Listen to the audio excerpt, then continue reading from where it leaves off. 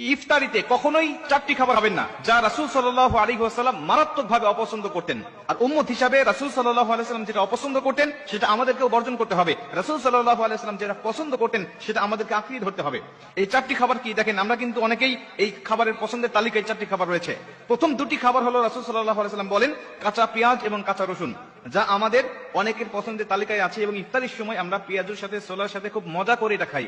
অথচ বুখারীর বর্ণনায় আল্লাহ রাসূল সাল্লাল্লাহু আলাইহি ওয়াসাল্লাম বলেন, বুখারী শরীফের 855 নম্বর হাদিস, আল্লাহ রাসূল বলছেন, আব্দুল্লাহ ইবনে জাবের রাদিয়াল্লাহু তাআলা আনহু থেকে বর্ণিত, তিনি বলছেন, যখন দেখবে যদি কোনো মানুষ কাঁচা পেঁয়াজ এবং কাঁচা রসুন খায়, সে যেন আমার নিকটে না আসে, এমনকি মসজিদের নিকটেও যেন না যায়। কেন?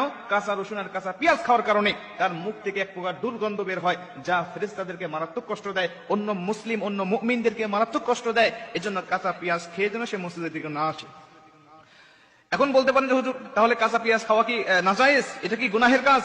কাঁচা পেঁয়াজ খাওয়া নাজায়েজ নয়। আল্লাহ রাসূল সাল্লাল্লাহু আলাইহি ওয়াসাল্লাম আমাদেরকে দুর্গন্ধ জিনিস থেকে বেঁচে থাকার জন্য আমাদেরকে বলে দিয়েছেন। আপনার যদি একান্তই যদি অভ্যাস হয়ে যায় যা কাঁচা পেঁয়াজ না খাইলে আপনার ভালো লাগে না, আপনি এই সময় খাবেন না। কারণ ইফতার করার পরেই আপনাকে নামাজে দাঁড়াতে হবে। ইফতারি করার পরে আপনি নামাজ পড়বেন, মাগরিবের নামাজ আদায় করবেন, যা আপনার নামাজের সময় অবশ্যই রহমতের ফেরেশতা আপনার কাছে থাকবে। অর্থাৎ এই সময় যদি আপনার কাঁচা পেঁয়াজ খেয়ে নামাজে দাঁড়িয়ে যান, তাহলে আপনার নিকট ফেরেশতা আসবে না, বা আসলেও তাদের খুব কষ্ট হবে। এই জন্য রাসূল সাল্লাল্লাহু আলাইহি ওয়াসাল্লাম নিষেধ করতেন। আরেকটা হাদিসের মধ্যে আসছে, আল্লাহ রাসূল সাল্লাল্লাহু আলাইহি ওয়াসাল্লাম একটি দাওয়াতে গেলেন, যাওয়ার পর দেখলেন যে কাঁচা পেঁয়াজ দিয়ে তিনি সালাদ বানিয়েছেন। আল্লাহ রাসূল বললেন, এটা কে বানিয়েছে?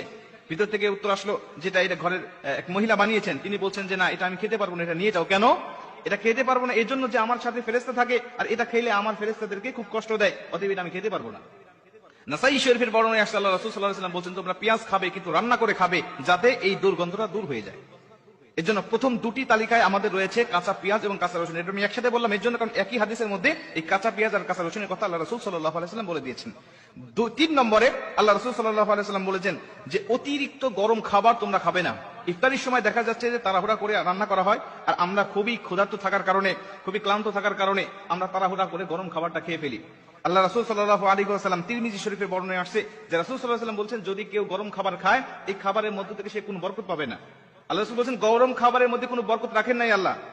এবং তিরমিজি শরীফের বর্ণনায় আসছে, আরেকটা বর্ণনায় আসছে, রাসূল সাল্লাল্লাহু আলাইহি ওয়াসাল্লাম বলেন যে ধোঁয়াযুক্ত কোনো খাবার আমি আল্লাহ রাসূল খাই নাই, আমি এটা অপছন্দ করতাম।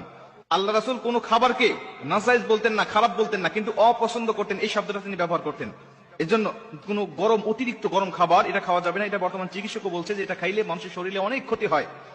4 নম্বরে আল্লাহ রাসূল সাল্লাল্লাহু আলাইহি ওয়াসাল্লাম কোন দুর্গন্ধযুক্ত পচা এবং বাসি খাবার তিনি খাইতেন না।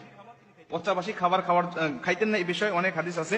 আর বর্তমান চিকিৎসা বিজ্ঞান এই পচা বাসি খাবার না খাওয়ার জন্য আমাদেরকে বারবার কিন্তু তারা সতর্ক করছে। কেন? এটা খাইলে মানুষের শরীরে অনেক রোগ ব্যাধি, অনেক কিছু তার শরীরে বাসা বাঁধতে পারে। এর জন্য পচা বাসি খাবার আল্লাহ রাসূল অপছন্দ করতেন।